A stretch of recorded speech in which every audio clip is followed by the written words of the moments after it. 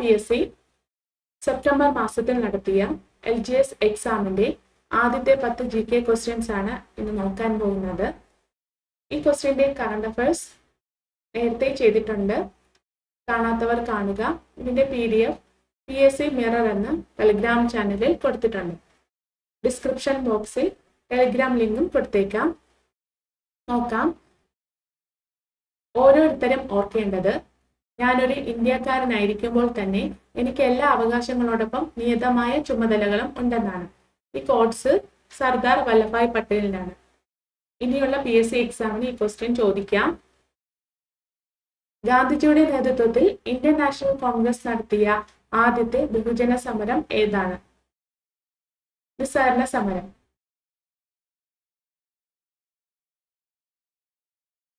ആയിരത്തി 1917 മുതലാണ് ഗാന്ധിജിയുടെ നേതൃത്വത്തിൽ ഇന്ത്യയിൽ സത്യാഗ്രഹ സമരങ്ങൾ ആരംഭിച്ചത്. ആദ്യകാല സമരങ്ങൾ ഏതൊക്കെയായിരുന്നു എന്ന് നോക്കാം. സമരങ്ങൾ: ചമ്പാരൻ സത്യാഗ്രഹം 1917 ബീഹാറിൽ, ഖേദ കർഷക സമരം 1918 ഗുജറാത്ത്, അഹമ്മദാബാദ് മിൽ സമരം 1918 ഗുജറാത്ത്. ചമ്പാരൻ 1917 ബീഹാർ, ഖേദ അഹമ്മദാബാദ് മിൽ സമരവും 1918 ഗുജറാത്തിലാണ് നടന്നത്. ഗാന്ധിജി ഈ ആദ്യകാല 3 സമരങ്ങളെ വൻ വിജയമാക്കുകയും ജനകീയ ശ്രദ്ധ നേടുകയും ചെയ്തു. നിസ്സഹകരണ പ്രസ്ഥാനം: ഗാന്ധിജിയുടെ ആദ്യത്തെ ബഹുജന പ്രക്ഷോഭമായ നിസ്സഹകരണ പ്രസ്ഥാനത്തെ നോക്കാം. 1920 നാഗ്പൂർ കോൺഗ്രസ് സമ്മേളനത്തോടുകൂടി ആരംഭിച്ചു. പഞ്ചാബ് പ്രശ്നം പരിഹരിക്കുക, സ്വരാജ് നേടുക, ഖിലാഫത്ത് പ്രശ്നത്തിന് പരിഹാരം കാണുക എന്നിവയായിരുന്നു ലക്ഷ്യം. നിർമ്മാണ പദ്ധതി, ബഹിഷ്കരണ പദ്ധതികൾ എന്നിങ്ങനെ രണ്ടായി തരംതിരിക്കാം. അവ ചുവടെ നൽകിയിരിക്കുന്നു. നിർമ്മാണ പദ്ധതികൾ: ദേശീയ സ്കൂളുകളെ പ്രോത്സാഹിപ്പിക്കുക, തദ്ദേശീയ ഉൽപ്പന്നങ്ങൾ പ്രചരിപ്പിക്കുക. ദേശീയ സ്കൂളുകളെ പ്രോത്സാഹിപ്പിക്കുക, തദ്ദേശീയ ഉൽപ്പന്നങ്ങൾ പ്രചരിപ്പിക്കുക. ബഹിഷ്കരണ പദ്ധതികളാണ്: ബ്രിട്ടീഷ് നിയന്ത്രണത്തിലുള്ള ഗവൺമെന്റ് സ്കൂളുകളും കോടതികളും ബഹിഷ്കരിക്കുക, നികുതി നൽകാതിരിക്കുക, വിദേശ ഉൽപ്പന്നങ്ങൾ ബഹിഷ്കരിക്കുക. ബ്രിട്ടീഷ് നിയന്ത്രണത്തിലുള്ള ഗവൺമെന്റ് സ്കൂളുകളും കോടതികളും ബഹിഷ്കരിക്കുക, നികുതി നൽകാതിരിക്കുക, വിദേശ ഉൽപ്പന്നങ്ങൾ ബഹിഷ്കരിക്കുക. 1922 ചൗരി ചൗര സംഭവത്തോടുകൂടി നിസ്സഹകരണ പ്രസ്ഥാനം പിൻവലിച്ചു. ചൗരി ചൗര 1922. ചൗരി ചൗര. നിസ്സഹകരണ സമരം 1920 സമരരീതി: വിദേശ വസ്തുക്കൾ ബഹിഷ്കരിക്കുക, തദ്ദേശീയമായ ഉൽപ്പന്നങ്ങൾ നിർമ്മിക്കുക, ഇംഗ്ലീഷ് വിദ്യാലയങ്ങൾ ബഹിഷ്കരിക്കുക, ദേശീയ വിദ്യാലയങ്ങൾ സ്ഥാപിക്കുക, നികുതി നൽകാതിരിക്കുക, തെരഞ്ഞെടുപ്പുകൾ ബഹിഷ്കരിക്കുക. സിവിൽ നിയമലംഘനം: 1930 ഉപ്പ് നികുതി എടുത്തു കളയുക, കൃഷിക്കാർക്ക് നികുതി ഇളവ് നൽകുക, രാഷ്ട്രത്തടവുകാരെ വിട്ടയക്കുക, സൈനിക ചെലവ് വെട്ടിക്കുറയ്ക്കുക, സമ്പൂർണ്ണ മദ്യനിരോധനം നടപ്പിലാക്കുക. ക്വിറ്റ് ഇന്ത്യ സമരം 1942 ആരംഭിച്ചത്. സമരരീതി: കർഷകർ ഭൂനികുതി അടയ്ക്കരുത്, വിദ്യാർത്ഥികൾ ഇംഗ്ലീഷ് വിദ്യാലയങ്ങൾ ബഹിഷ്കരിക്കുക, നാട്ടുരാജാക്കന്മാർ സ്വന്തം ജനങ്ങളുടെ പരമാധികാരത്തെ അംഗീകരിക്കണം, ബ്രിട്ടീഷുകാർ ഇന്ത്യ വിട്ടു പോകണം. ഇതായിരുന്നു സമരരീതി. താഴെ പറയുന്നവയിൽ റൗലറ്റ് നിയമവുമായി ബന്ധപ്പെടാത്ത പ്രസ്താവന കണ്ടെത്തുക. റൗലറ്റ് നിയമവുമായി ബന്ധപ്പെട്ട പ്രസ്താവനകൾ നോക്കാം. ഏതൊരു ഇന്ത്യക്കാരനെയും വാറന്റില്ലാതെ അറസ്റ്റ് ചെയ്യാം, പ്രത്യേക കോടതികളിൽ രഹസ്യ വിചാരണ നടത്താം, വിചാരണ കൂടാതെ തടവിലിടാം. റൗലറ്റ് നിയമം 1919 സർ സിഡ്നി റൗലറ്റ് പാസാക്കിയ നിയമമാണ്. ഇതനുസരിച്ച് ഏതൊരു വ്യക്തിയെയും വിചാരണ കൂടാതെ തടവിലാക്കാൻ കഴിയും. പൂന സന്ധി ആരുമായി ബന്ധപ്പെട്ടിരിക്കുന്നു? Doctor BR Ambedkar. ബ്രിട്ടീഷ് ഇന്ത്യയിൽ അധസ്ഥിത വിഭാഗങ്ങളുടെ രാഷ്ട്രീയ പ്രാതിനിധ്യം സംബന്ധിച്ച് മഹാത്മാഗാന്ധിയും BR അംബേദ്കറും തമ്മിൽ 1932 സെപ്റ്റംബർ 24 ഒപ്പുവെച്ച കരാറായിരുന്നു പൂന കരാർ. പൂന പാക്ട് ഒപ്പുവെച്ചത് 1932 സെപ്റ്റംബർ 24. ബ്രിട്ടീഷ് സർക്കാരിന്റെ കമ്മ്യൂണൽ അവാർഡിനോടുള്ള പ്രതികരണമായി പൂനെയിലെ എർവാഡ സെൻട്രൽ ജയിലിൽ വച്ചാണ് ഈ കരാർ ഒപ്പുവെച്ചത് പൂനെയിലെ എർവാഡ സെൻട്രൽ ജയിലിൽ വച്ച്. ദളിതർക്കുള്ള പ്രത്യേക നിയോജക മണ്ഡലങ്ങളെ ചൊല്ലിയുള്ള തർക്കം പരിഹരിക്കുക എന്നതായിരുന്നു ഇതിന്റെ ലക്ഷ്യം. ക്വിറ്റ് ഇന്ത്യ സമര നായിക എന്ന് ഗാന്ധി വിശേഷിപ്പിച്ചത് ആരെയാണ്? അരുണ ആസഫ് അലി. ക്വിറ്റ് ഇന്ത്യ സമരത്തിനിടയിൽ ബോംബെയിൽ INC പതാക ഉയർത്തി ശ്രദ്ധേയയായി. 1997 ഭാരതരത്നം പുരസ്കാരം ലഭിച്ചു. ഇന്ത്യയുടെ സ്വാതന്ത്ര്യ പ്രസ്ഥാനത്തിലെ ഗ്രാൻഡ് ഓൾഡ് ലേഡി എന്നറിയപ്പെടുന്നു. സരോജിനി നായിഡു ഇന്ത്യയുടെ വാനമ്പാടി എന്നറിയപ്പെടുന്നു. ഇന്ത്യൻ നാഷണൽ കോൺഗ്രസിന്റെ ആദ്യ ഇന്ത്യൻ വനിതാ പ്രസിഡന്റായി. ഉത്തർപ്രദേശിലെ ആദ്യ വനിതാ ഗവർണറായിരുന്നു. കസ്തൂർബ ഗാന്ധി ഒരു പ്രധാന രാഷ്ട്രീയ പ്രവർത്തകയും മഹാത്മാഗാന്ധിയുടെ ഭാര്യയും ഇന്ത്യയുടെ സ്വാതന്ത്ര്യ സമരത്തിൽ പ്രത്യേകിച്ച് സ്ത്രീകളുടെ അവകാശങ്ങൾ, സാമൂഹിക പരിഷ്കരണം, അഹിംസാത്മക പ്രതിഷേധം എന്നിവയ്ക്കായി വാദിക്കുന്നതിൽ ആഴത്തിൽ ഇടപെട്ടു.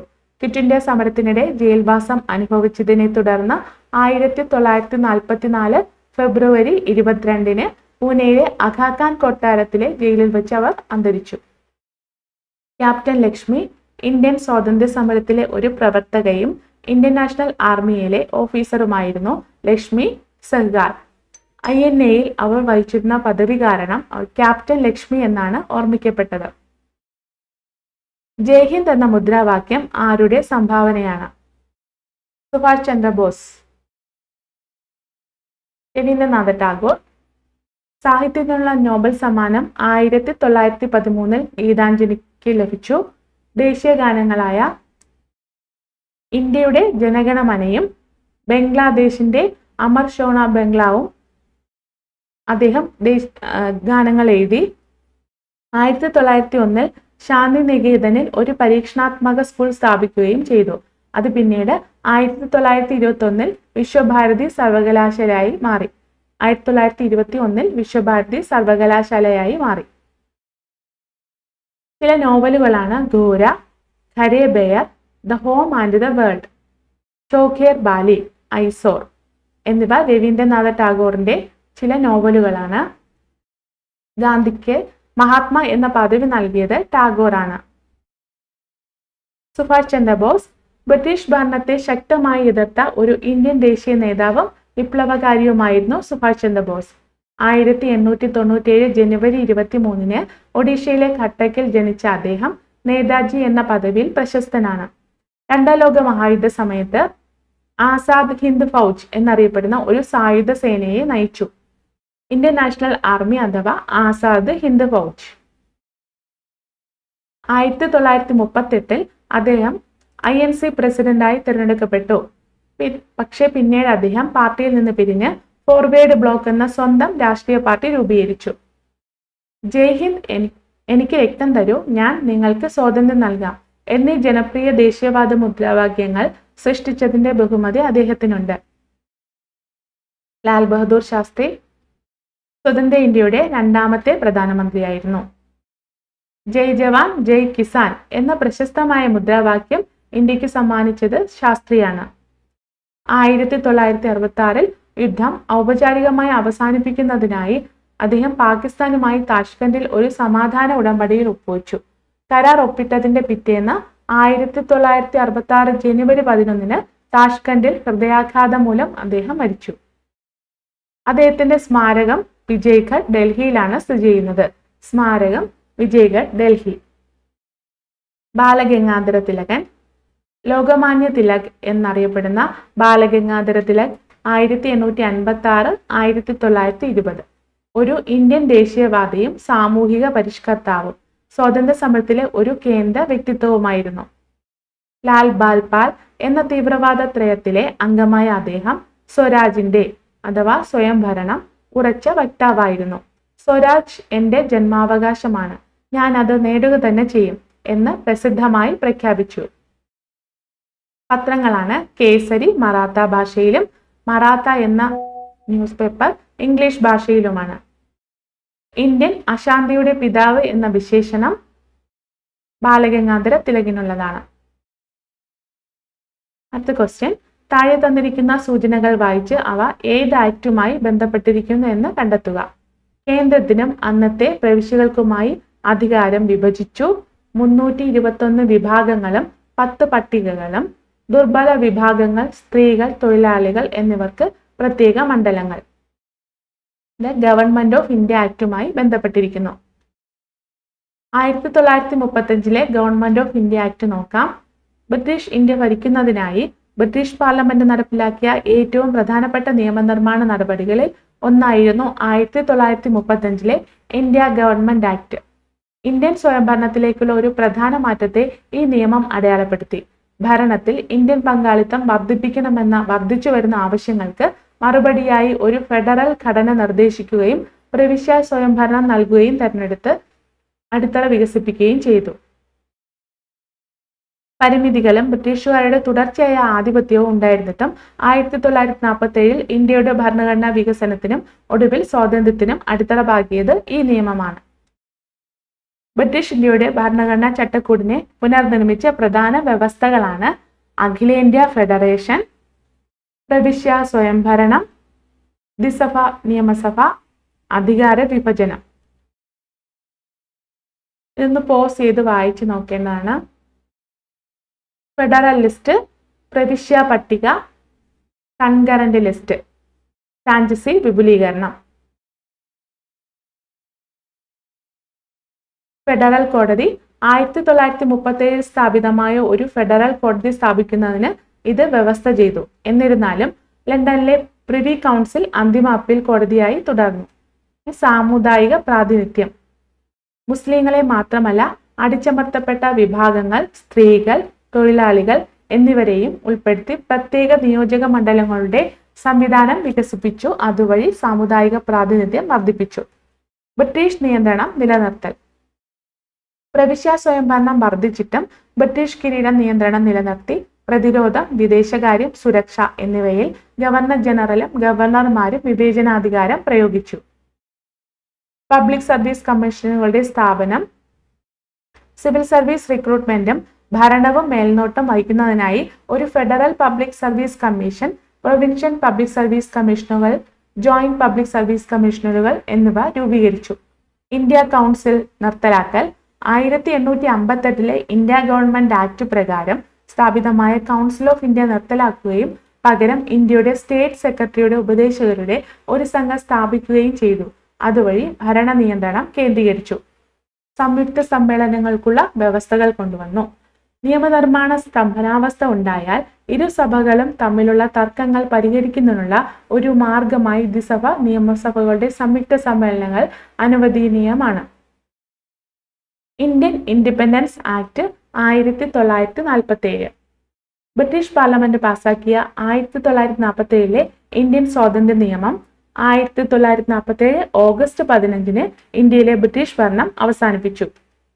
രാജ്യത്തെ ഇന്ത്യ, പാകിസ്ഥാൻ എന്നീ രണ്ട് വ്യത്യസ്ത ആധിപത്യങ്ങളായി വിഭജിച്ചു. ഈ നിയമം പൂർണ്ണ സ്വാതന്ത്ര്യവും സ്വയംഭരണവും നൽകുകയും പുതിയ രാഷ്ട്രങ്ങളുടെ അതിർത്തികൾ സ്ഥാപിക്കുകയും നാട്ടുരാജ്യങ്ങളുടെ മേലുള്ള ബ്രിട്ടീഷ് ആധിപത്യം അവസാനിപ്പിക്കുകയും ചെയ്തു. 1950 സ്വന്തം ഭരണഘടന പ്രാബല്യത്തിൽ വന്നതോടെ ഇന്ത്യ ഒരു റിപ്പബ്ലിക്കായി മാറുന്നതിന് വഴിയൊരുക്കി. 1947 ഇന്ത്യൻ സ്വാതന്ത്ര്യ നിയമത്തിന്റെ പ്രധാന വശങ്ങൾ. ബ്രിട്ടീഷ് ഇന്ത്യയുടെ വിഭജനം, ബ്രിട്ടീഷ് ഭരണത്തിന്റെ അവസാനം, നാട്ടുരാജ്യങ്ങളുടെ തെരഞ്ഞെടുപ്പ്, ഭരണഘടനാ അതോറിറ്റി, പ്രാബല്യത്തിലുള്ള തീയതി 1947 ജൂലൈ 18. ഈ നിയമത്തിന് രാജകീയ അംഗീകാരം ലഭിച്ചു. 1947 ഓഗസ്റ്റ് 15 പ്രാബല്യത്തിൽ വന്നു. Vernacular press act. 1878 vernacular press act colonial നയങ്ങളെ വിമർശിക്കുന്ന ഇന്ത്യൻ ഭാഷാ പത്രങ്ങളെ നിയന്ത്രിക്കാനും അടിച്ചമർത്താനും വേണ്ടി ബ്രിട്ടീഷ് സർക്കാർ ഇന്ത്യയിൽ നടപ്പിലാക്കിയ നിയമമാണ്.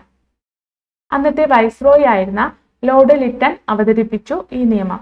വിനാശകരമായ ബംഗാൾ ക്ഷാമം, ചെലവേറിയ രണ്ടാം ആംഗ്ലോ അഫ്ഗാൻ യുദ്ധം എന്നിവയാൽ രൂക്ഷമായ വളർന്നു വരുന്ന വിയോജിപ്പിനുള്ള പ്രതികരണമായിരുന്നു. 1882 വൈസ്രോയിയായി ലോർഡ് ലിട്ടന്റെ പിൻഗാമിയായി വന്ന ലോർഡ് റിപ്പൺ വെർനാക്കുലർ പ്രസ് ആക്ട് റദ്ദാക്കി. വെർനാക്കുലർ പ്രസ് ആക്ട് റദ്ദാക്കിയത് 1882 ലിട്ടൺ പ്രഭു. താഴെ തന്നിരിക്കുന്നവയിൽ ഇന്ത്യൻ ഭരണഘടനാ നിർമ്മാണ സഭയുടെ സവിശേഷതകളിൽ പെടാത്തത് ഏതെന്ന് കണ്ടെത്തുക. സവിശേഷതകൾ ഉൾപ്പെടുന്നത് നോക്കാം. നിർമ്മാണ കാലയളവ് 2 വർഷവും 11 മാസവും 17 ദിവസം. ആദ്യ സമ്മേളനം 1946 ഡിസംബർ 9. തെരഞ്ഞെടുക്കപ്പെട്ട അധ്യക്ഷൻ ഡോക്ടർ രാജേന്ദ്ര പ്രസാദ്. രൂപീകരിച്ചത് 1946 ഡിസംബർ 6 സഭ രൂപീകൃതമായത്. ആദ്യ സമ്മേളനം 1946 ഡിസംബർ 9 ന്യൂഡൽഹിയിൽ. ആകെ അംഗങ്ങൾ തുടക്കത്തിൽ 389 അംഗങ്ങളാണ് ഉണ്ടായിരുന്നത്. ഇന്ത്യ വിഭജനത്തിന് ശേഷം ഇത് 299 കുറഞ്ഞു. ഭരണഘടന അംഗീകരിച്ചത് 1949 നവംബർ 26 ഭരണഘടനാ നിർമ്മാണ സഭ ഇന്ത്യൻ ഭരണഘടന അംഗീകരിച്ചു. ഭരണഘടന നിലവിൽ വന്നത് 1950 ജനുവരി 26 ഭരണഘടന നിലവിൽ വന്നു. ഇത് ഇന്ത്യയുടെ റിപ്പബ്ലിക് ദിനമായി ആചരിക്കുന്നു. പ്രധാന വ്യക്തികൾ: താൽക്കാലിക അധ്യക്ഷൻ ഡോക്ടർ സച്ചിദാനന്ദ സിൻഹ, സ്ഥിരം അധ്യക്ഷൻ ഡോക്ടർ രാജേന്ദ്ര പ്രസാദ്, ഉപാധ്യക്ഷൻ HC Mukherjee, drafting committee chairman doctor BR Ambedkar, നിയമോപദേഷ്ടാവ് BN റാവു. പ്രധാന അംഗങ്ങൾ: ജവഹർലാൽ നെഹ്റു, സർദാർ വല്ലഭായ് പട്ടേൽ, മൗലാന അബ്ദുൽ കലാം ആസാദ് തുടങ്ങിയവരായിരുന്നു. നിർമ്മാണ സഭയുടെ പ്രധാന സമിതികൾ: ഡ്രാഫ്റ്റിംഗ് കമ്മിറ്റി, ഭരണഘടനയുടെ കരട് രൂപീകരിക്കുന്നതിനുള്ള സമിതി. ന്യൂനപക്ഷ കമ്മിറ്റി, HC മുഖർജി ആയിരുന്നു അധ്യക്ഷൻ. ദേശീയ പതാകയെ സംബന്ധിച്ച താൽക്കാലിക സമിതി ഡോക്ടർ രാജേന്ദ്ര പ്രസാദ് ആയിരുന്നു അധ്യക്ഷൻ. ഭരണഘടനാ നിർമ്മാണ സഭയിൽ 15 വനിതാ അംഗങ്ങൾ ഉണ്ടായിരുന്നു. അടുത്ത ക്വസ്റ്റ്യൻ: ചെറു ഭരണഘടന എന്നറിയപ്പെടുന്ന ഭരണഘടനാ ഭേദഗതി ഏതാണ്? 42ാം ഭേദഗതി. 42ാം ഭരണഘടനാ ഭേദഗതി മിനി ഭരണഘടന എന്നറിയപ്പെടുന്നു. 1976 42ാമത് ഭരണഘടനാ ഭേദഗതി നിയമം ഇന്ത്യൻ ഭരണഘടനയിൽ ചില പ്രധാന മാറ്റങ്ങൾ വരുത്തി. 1976 ഭരണഘടനാ നിയമം എന്നും അറിയപ്പെടുന്ന ഈ നിയമം ഭരണഘടനയിൽ താഴെ പറയുന്ന മാറ്റങ്ങളാണ് വരുത്തിയത്. സുപ്രീം കോടതിയുടെയും ഹൈക്കോടതിയുടെയും അധികാരങ്ങൾ കുറയ്ക്കുക, പൗരന്മാർക്കുള്ള അടിസ്ഥാന കടമകൾ നിർവചിച്ചു, ആമുഖത്തിൽ സോഷ്യലിസ്റ്റ്, മതേതര, സമഗ്രത എന്നീ പദങ്ങൾ ചേർത്തു. 42ാം ഭേദഗതി നിയമത്തിലെ വ്യവസ്ഥകളിലെ മാറ്റങ്ങൾ നോക്കാം. ആമുഖം: സോവറിൻ, ഡെമോക്രാറ്റിക്, റിപ്പബ്ലിക് എന്ന വാക്കുകൾക്ക് പകരം sovereign, socialist, secular, democratic, republic എന്ന വാക്കുകൾ ചേർത്തു. രാഷ്ട്രത്തിന്റെ ഐക്യം എന്ന വാക്കുകൾക്ക് പകരം രാഷ്ട്രത്തിന്റെ ഐക്യവും അഖണ്ഡതയും എന്ന വാക്കുകൾ ചേർത്തു. ഹൈക്കോടതി ജുഡീഷ്യൽ അധികാരങ്ങൾ നോക്കാം. ഹൈക്കോടതികളുടെ ജുഡീഷ്യൽ അവലോകന അധികാരം വെട്ടിക്കുറച്ചു. ആർട്ടിക്കിൾ 51A പൗരന്മാർക്കായി 10 അടിസ്ഥാന കടമകൾ ചേർത്തു. 1976 സർക്കാർ രൂപീകരിച്ച സ്വരൺ സിംഗ് കമ്മിറ്റിയുടെ ശുപാർശകളുടെ അടിസ്ഥാനത്തിലാണ് പൗരന്മാരുടെ അടിസ്ഥാന കടമകൾ ചേർത്തത്. 7ാം ഷെഡ്യൂൾ സംസ്ഥാന പട്ടികയിൽ നിന്ന് 5 വിഷയങ്ങൾ കൺകറന്റ് ലിസ്റ്റിലേക്ക് മാറ്റി. വിദ്യാഭ്യാസം, വനങ്ങൾ, തൂക്കങ്ങളും അളവുകളും, വന്യമൃഗങ്ങളുടെയും പക്ഷികളുടെയും സംരക്ഷണം, നീതിന്യായ ഭരണം. പാർലമെന്റിൽ വന്ന മാറ്റം: മന്ത്രിസഭയുടെ ഉപദേശം രാഷ്ട്രപതിക്ക് ബാധകമാക്കി. ക്രമസമാധാനത്തിന്റെ സംഘർഷഭരിതമായ സാഹചര്യങ്ങൾ കൈകാര്യം ചെയ്യുന്നതിന് സംസ്ഥാനത്ത് കേന്ദ്രസേനയെ വിന്യസിക്കാൻ കേന്ദ്രത്തിന് അനുവാദം നൽകി. അത് ആർട്ടിക്കിൾ 257A. ലോക്സഭാ സ്പീക്കറിനും പ്രധാനമന്ത്രിക്കും പ്രത്യേക വിവേചനാധികാരം നൽകിയ ആർട്ടിക്കിൾ ആണ് 329A. മൗലികാവകാശങ്ങളെക്കാൾ നിർദ്ദേശക തത്വങ്ങൾക്ക് മുൻഗണന നൽകി. പാർലമെന്റ് ഇത് സംബന്ധിച്ച് നിർമ്മിച്ച ഏതൊരു നിയമവും കോടതിയുടെ ജുഡീഷ്യൽ അവലോകനത്തിന്റെ പരിധിക്ക് പുറത്തായിരുന്നു. ആർട്ടിക്കിൾ 323A, 323B, ഭാഗം 14A. ഭരണപരമായ കാര്യങ്ങൾ കൈകാര്യം ചെയ്യുന്ന ട്രൈബ്യൂണലുകൾ എന്നും മറ്റു കാര്യങ്ങൾക്കുള്ള ട്രൈബ്യൂണലുകൾ എന്നും പേര് ചേർത്ത ഭാഗമാണ് 14A. DPSPകൾ നിലവിലുള്ള directive principles of state policy ചേർക്കുകയും 1 ഭേദഗതി ചെയ്യുകയും ചെയ്തു. കുട്ടികളുടെ ആരോഗ്യകരമായ വികാസനത്തിനുള്ള അവസരങ്ങൾ ഉറപ്പാക്കുക. ആർട്ടിക്കിൾ 39. തുല്യനീതി പ്രോത്സാഹിപ്പിക്കുന്നതിനും ദരിദ്രർക്ക് സൗജന്യ നിയമസഹായം നൽകുന്നതിനും ആർട്ടിക്കിൾ 39A. വ്യവസായങ്ങളുടെ നടത്തിപ്പിൽ തൊഴിലാളികളുടെ പങ്കാളിത്തം ഉറപ്പാക്കുന്നതിനുള്ള നടപടി സ്വീകരിക്കുക. Article 43A. പരിസ്ഥിതി സംരക്ഷണത്തിനും മെച്ചപ്പെടുത്തുന്നതിനും വനങ്ങളുടെയും വന്യജീവികളുടെയും സംരക്ഷണത്തിനെയും ആർട്ടിക്കിൾ 48A. ആർട്ടിക്കിൾ 23 പറയുന്നത് മനുഷ്യക്കടത്തും എല്ലാത്തരം നിർബന്ധിത തൊഴിലുകളും നിരോധിക്കുന്നു. ഈ വ്യവസ്ഥയുടെ ഏതൊരു ലംഘനവും നിയമപ്രകാരം ശിക്ഷാർഹമായ കുറ്റമാണ്. ആർട്ടിക്കിൾ 23 പ്രധാന വ്യവസ്ഥകൾ: നിർബന്ധിത തൊഴിൽ നിരോധനം, ശമ്പളമില്ലാതെയോ അപര്യാപ്തമായ വേതനത്തിലോ ഒരാളെ അവരുടെ ഇഷ്ടത്തിന് വിരുദ്ധമായി ജോലി ചെയ്യിപ്പിക്കുന്ന എല്ലാത്തരം നിർബന്ധിത തൊഴിലുകളും ഇത് നിരോധിക്കുന്നു. ചൂഷണത്തിനെതിരായ സംരക്ഷണം: സംസ്ഥാന സ്വകാര്യ പൗരന്മാരുടെ ചൂഷണത്തിൽ നിന്ന് വ്യക്തികളെ സംരക്ഷിക്കുന്നതാണ് ഈ വകുപ്പ്. പൊതുസേവന ഒഴിവാക്കൽ: പൊതു ആവശ്യങ്ങൾക്കായി നിർബന്ധിത സേവനം നിർബന്ധമാക്കാൻ സംസ്ഥാനത്തിന് കഴിയും. എന്നാൽ അങ്ങനെ ചെയ്യുമ്പോൾ മതം, വംശം, ജാതി അല്ലെങ്കിൽ വർഗം എന്നിവയുടെ അടിസ്ഥാനത്തിൽ വിവേചനം കാണിക്കാൻ അതിന് കഴിയില്ല.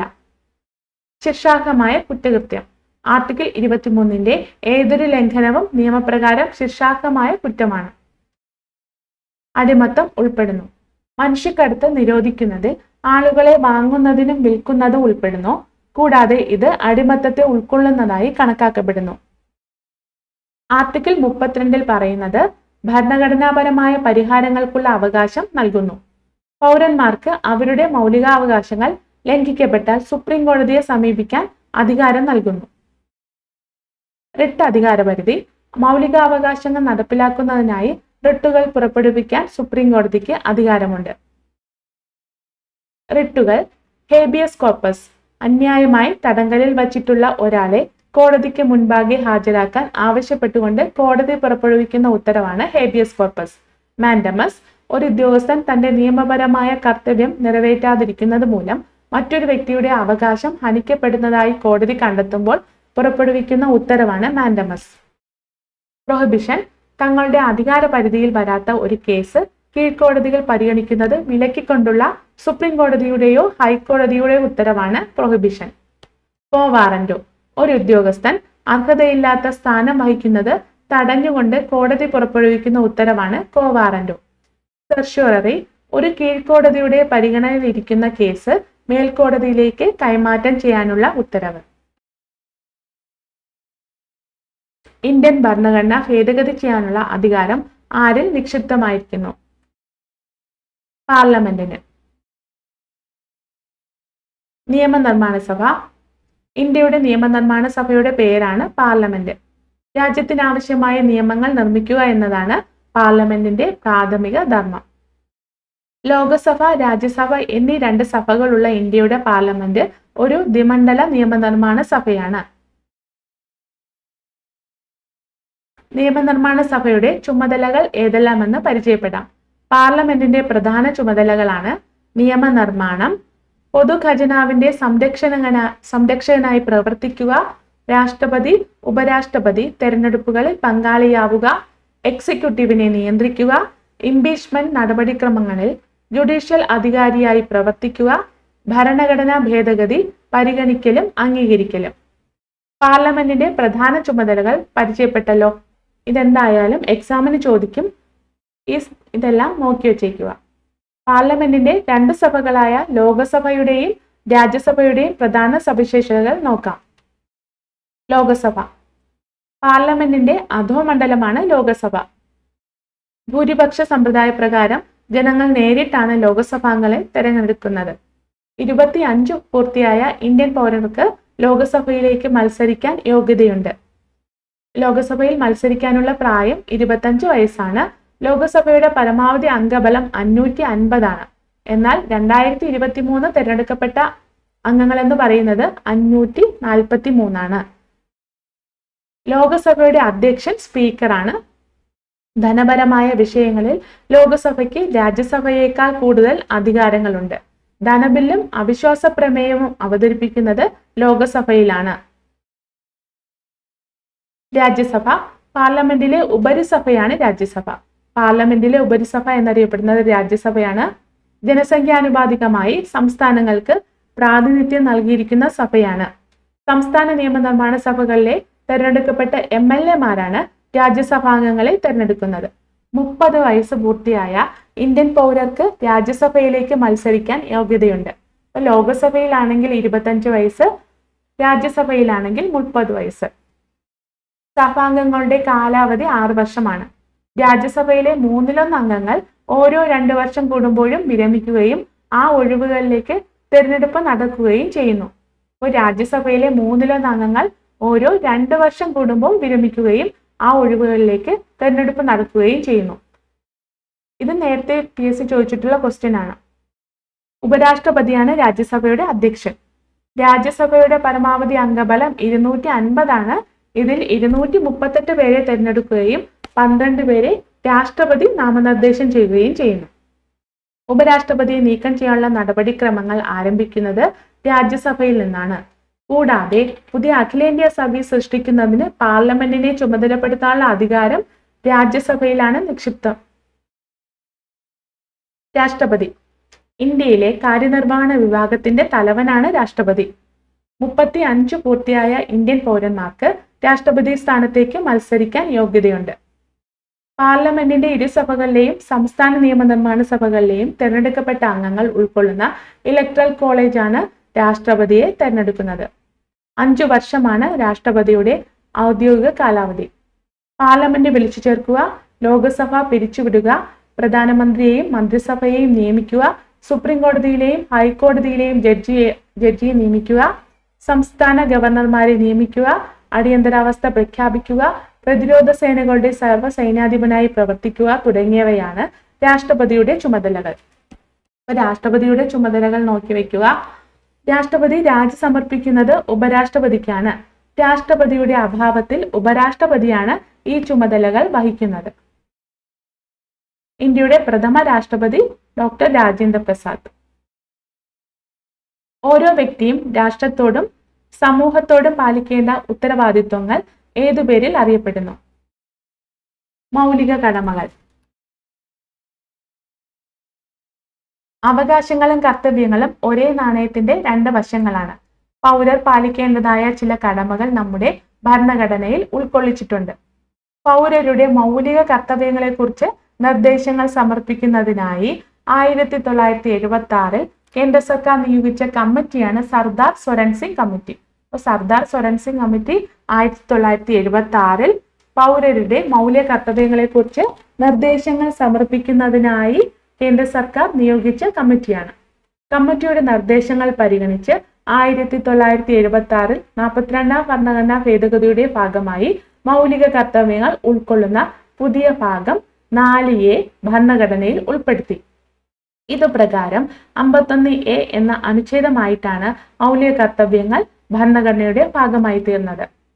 പൗരർ എന്ന നിലയിൽ ഭരണഘടനയെ അനുസരിക്കുക, രാജ്യത്തെ കാത്തുസൂക്ഷിക്കുക, രാജ്യം ആവശ്യപ്പെടുമ്പോൾ ദേശീയ സേവനം അനുഷ്ഠിക്കുക, പരിസ്ഥിതി സംരക്ഷിക്കുക തുടങ്ങിയ മൗലിക കർത്തവ്യങ്ങളിൽ ഉൾപ്പെടുന്ന ആശയങ്ങളാണ്.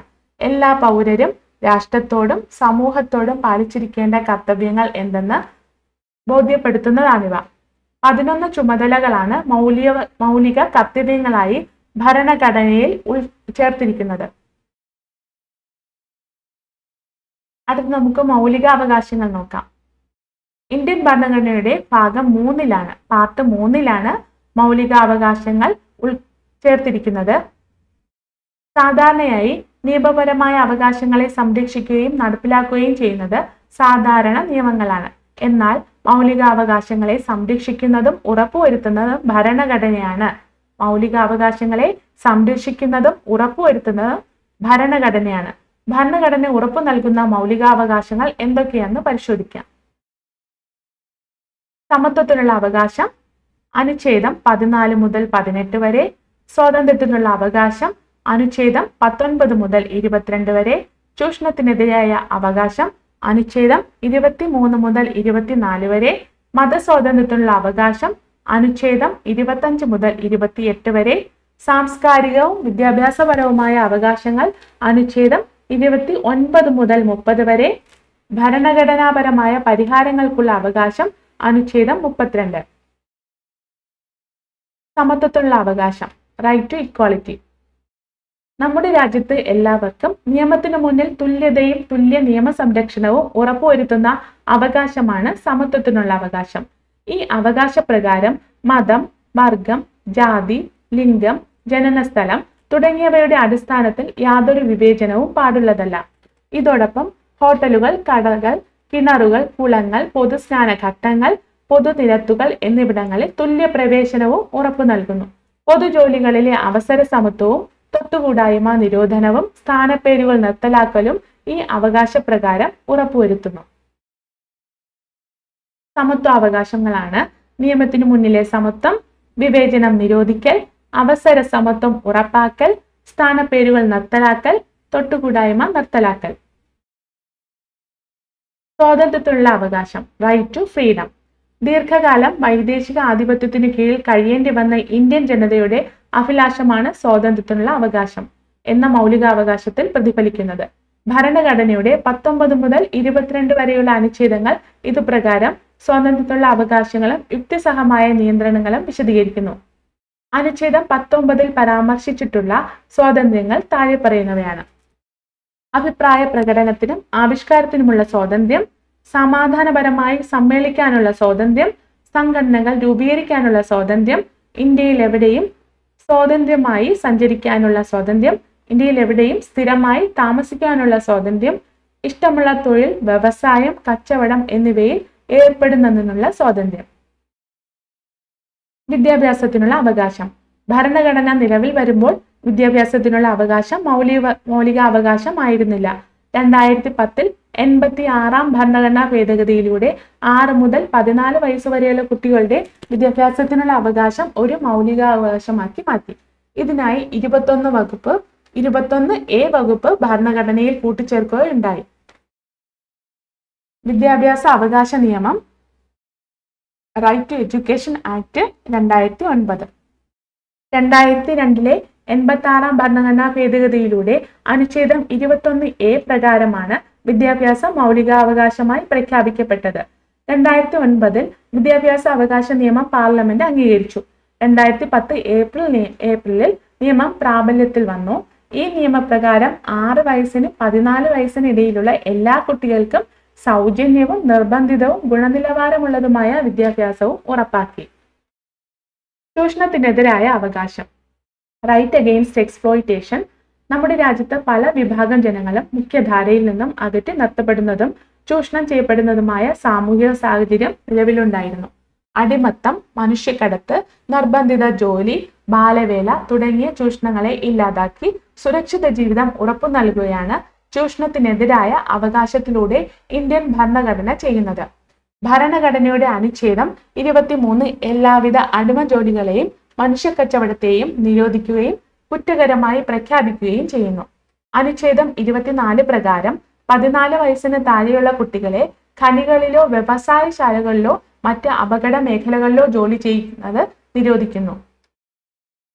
മതസ്വാതന്ത്ര്യത്തിനുള്ള അവകാശം.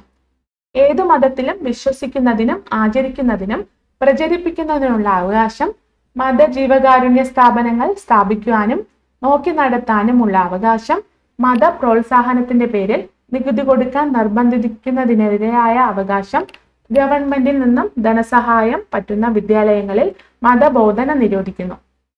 സാംസ്കാരികവും വിദ്യാഭ്യാസപരവുമായ അവകാശം. മതഭാഷാ ന്യൂനപക്ഷങ്ങൾ ധാരാളമുള്ള രാജ്യമാണ് ഇന്ത്യ. വൈവിധ്യങ്ങൾ നിറഞ്ഞ ഇന്ത്യയിൽ ന്യൂനപക്ഷങ്ങൾക്കിടയിൽ സുരക്ഷിത ബോധം ഉറപ്പാക്കേണ്ടതാണ്.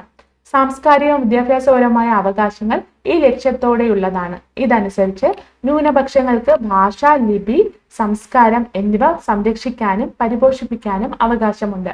മതഭാഷാ ന്യൂനപക്ഷങ്ങൾക്ക് സ്വന്തം ഇഷ്ടാനുസരണം വിദ്യാഭ്യാസ സ്ഥാപനങ്ങൾ സ്ഥാപിക്കുന്നതിനും നോക്കി നടത്തുന്നതിനും അവകാശമുണ്ട്. ഭരണഘടനാപരമായ പരിഹാരങ്ങൾക്കുള്ള അവകാശം, റൈറ്റ് ടു കോൺസ്റ്റിറ്റ്യൂഷണൽ റെമഡീസ്. വ്യക്തിയുടെ രക്ഷയ്ക്കും ഭദ്രതയ്ക്കും നൽകാവുന്ന അതിശ്രേഷ്ഠമായ പരിരക്ഷകളിലൊന്നാണ് ഭരണഘടനാപരമായ പരിഹാരങ്ങൾക്കുള്ള അവകാശം. മേൽപ്പറഞ്ഞ മൗലികാവകാശങ്ങളിൽ ഏതെങ്കിലും ലംഘിക്കപ്പെടുന്ന പക്ഷം അവ പുനഃസ്ഥാപിച്ചു കിട്ടുന്നതിന് അനുച്ഛേദം 32 പ്രകാരം സുപ്രീം കോടതിയെയും അനുച്ഛേദം 226 പ്രകാരം ഹൈക്കോടതികളെയും സമീപിക്കാവുന്നതാണ്. സുപ്രീം കോടതിയും ഹൈക്കോടതികളും റിട്ടുകളിലൂടെയാണ് മൗലികാവകാശങ്ങൾ പുനഃസ്ഥാപിക്കുന്നത്. മൗലികാവകാശങ്ങൾ സംരക്ഷിക്കുന്നതിനായി സുപ്രീം കോടതിയോ ഹൈക്കോടതിയോ പുറപ്പെടുവിക്കുന്ന ഉത്തരവുകളും നിർദ്ദേശങ്ങളുമാണ് റിട്ടുകൾ.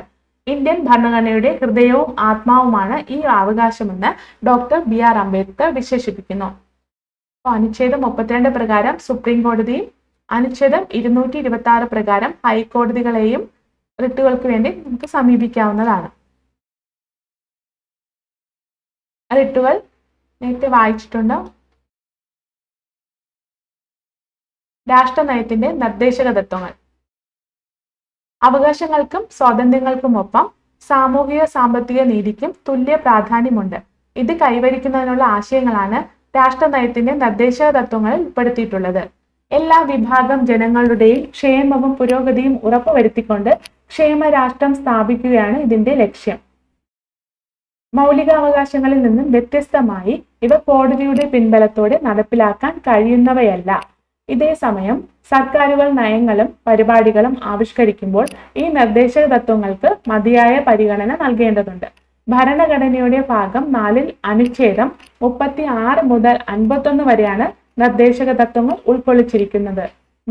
നിർദ്ദേശക തത്വങ്ങൾ ഉൾക്കൊള്ളിച്ചിരിക്കുന്നത് ഭരണഘടനയുടെ ഭാഗം 4 അനുച്ഛേദം 36 മുതൽ 51 വരെയാണ്. ഭരണ നിർവഹണത്തിലും നിയമനിർമ്മാണത്തിലും സർക്കാരുകൾ പാലിക്കേണ്ട നിർദ്ദേശങ്ങളാണിവ.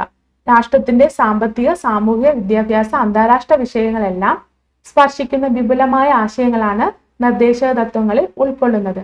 രാഷ്ട്രനയത്തിന്റെ നിർദ്ദേശക തത്വങ്ങളെ ഉദാര ആശയങ്ങൾ, സോഷ്യലിസ്റ്റ് ആശയങ്ങൾ, ഗാന്ധിയൻ ആശയങ്ങൾ എന്നിങ്ങനെ 3ആയി തരംതിരിക്കാം. ഉദാര ആശയങ്ങൾ: അന്താരാഷ്ട്ര സമാധാനവും സുരക്ഷിതത്വവും അഭിവൃദ്ധിപ്പെടുത്തുക, പൗരർക്ക് ഏകരൂപമായ നിയമസംഹിത, തുല്യനീതിയും സൗജന്യ നിയമസഹായവും, 6 വയസ്സിൽ താഴെയുള്ള കുട്ടികൾക്ക് പരിചരണവും വിദ്യാഭ്യാസവും വ്യവസ്ഥ ചെയ്യൽ, പരിസ്ഥിതി, കന്നുകാലി, വന്യജീവി സംരക്ഷണം എന്നിവയെല്ലാം ഉദാര ആശയങ്ങളിൽ പെടുന്നതാണ്. സോഷ്യലിസ്റ്റ് ആശയങ്ങൾ: തൊഴിലാളികൾക്ക് ജീവിക്കാൻ ആവശ്യമായ വേതനം, സ്ത്രീക്കും പുരുഷനും തുല്യ ജോലിക്ക് തുല്യ വേതനം, വ്യവസായശാലകളുടെ നടത്തിപ്പിൽ തൊഴിലാളികളുടെ പങ്കാളിത്തം, തൊഴിൽ ചെയ്യുന്നതിനുള്ള അവകാശം, നീതിപൂർവകവും മാനുഷികവുമായ തൊഴിൽ സാഹചര്യങ്ങളും പ്രസവാനുകൂല്യങ്ങളും ഉറപ്പുവരുത്തുക. ഗാന്ധിയൻ ആശയങ്ങളിൽ വരുന്നതാണ് ഗ്രാമപഞ്ചായത്തുകൾ സംഘടിപ്പിക്കുക, കുടിൽ വ്യവസായങ്ങൾ പരിപോഷിപ്പിക്കുക, കൃഷിയും മൃഗസംരക്ഷണവും ലഹരി പാനീയങ്ങളുടെയും ആരോഗ്യത്തിന് ഹാനികരമായ മരുന്നുകളുടെയും ഉപഭോഗത്തിനുള്ള നിരോധനം, പട്ടികജാതി പട്ടികവർഗ വിഭാഗങ്ങളുടെയും മറ്റ് ദുർബല വിഭാഗങ്ങളുടെയും ഉന്നമനം. ഇത് 3 നന്നായി മനസ്സിലാക്കി വയ്ക്കുക. ഇത് നമുക്ക് എക്സാമിന് ചോദിക്കാവുന്നതാണ്. ഇത് വരുമ്പോൾ നമുക്ക് കൺഫ്യൂഷൻ ആയി പോകും. അതുകൊണ്ട് നന്നായിട്ട് ഇത് പഠിക്കുക.